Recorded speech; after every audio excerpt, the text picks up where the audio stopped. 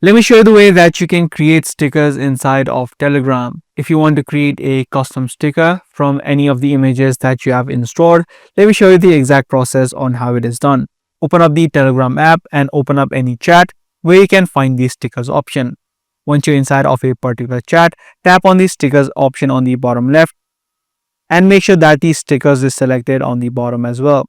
Once you're here, if you scroll down, you'll see this plus icon where you'll be able to pick images from your gallery. Pick any image that you like that you want to turn it into a sticker, and then you can manage a few settings on the bottom. And once you're done, you can tap on the tick mark right here. And there you go, your sticker now has been created. You can send the sticker whenever you like and inside of any chat that you want.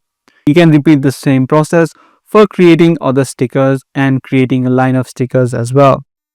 So that's all there is in the way that you create Telegram stickers. If this guide video was helpful to you, be sure to subscribe and also give this video a thumbs up. That's all for this one. I'll see you in the next video.